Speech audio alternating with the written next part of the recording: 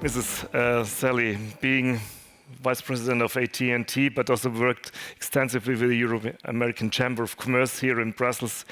You both worlds, politics and business, very closely combined. The Draghi and the Letter report has been several times mentioned as the new documents, even the new Bible sometimes in European discussion. And well, the digital single market is definitely one of the core elements of this report and the competitiveness we often claim.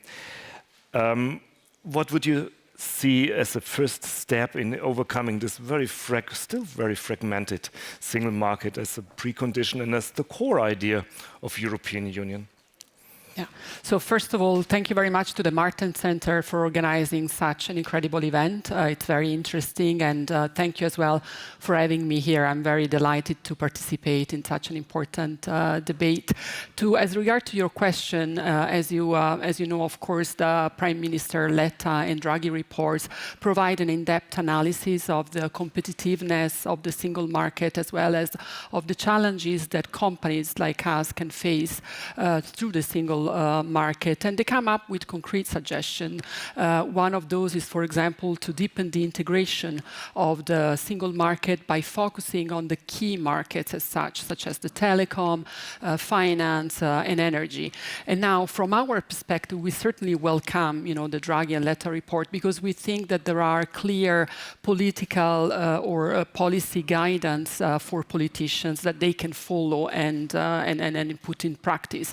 Now, being an operator that serve other multinational clients throughout Europe, I think we have an overview also of the market, and we can certainly confirm that it's fragmented. While it has delivered great results, it's still far from completion. So there would be the need of harmonization, simplification, and cutting red tape, as well as cutting costs of doing business. And being as well an operator that is invested in Europe, I think our main goal is certainly to see Europe thrive, and with it also its sector, including the telecom one. Let us put it a bit more concrete in terms of the telecom market, which is absolutely crucial in terms of upgrading our infrastructure here in Europe. Going back to the drawing board, what would be immediate steps you would like to see over the upcoming months?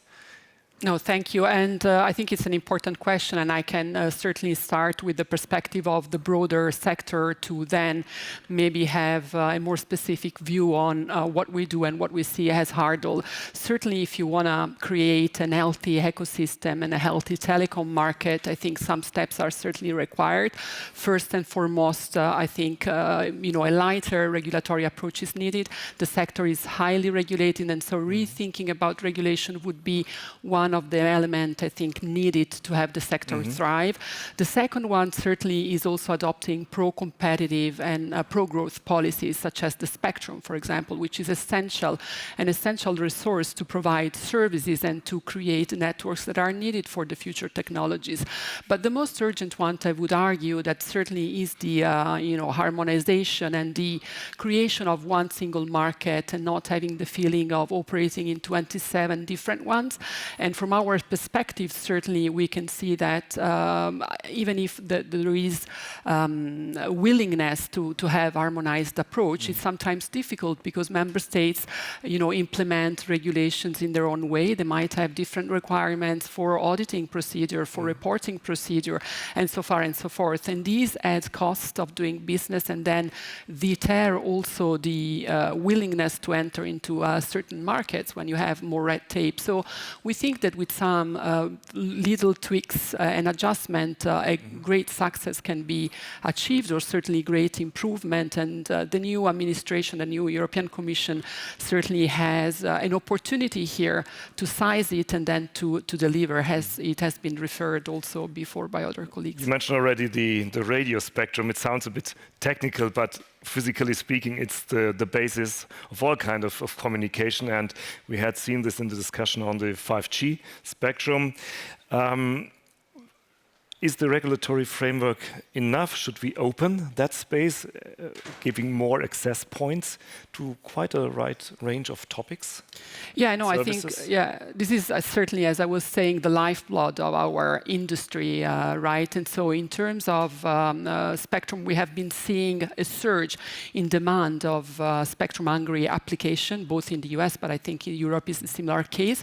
And the 5G market is not yet fully completed. And in order to do that, you need those competitive policies that can really allow that to happen. And Europe has an opportunity also to shift gear in this respect, for example, allowing longer life licenses or a more harmonized approach. And more importantly, certainly giving access to more bands. It's certainly important in order to embrace new technology and to be able and also deliver to consumers the services that they are looking for.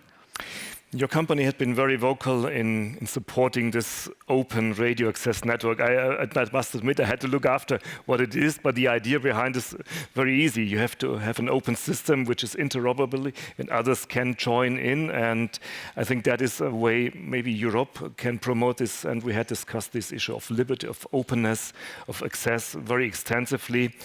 That is indeed something which I think you would support.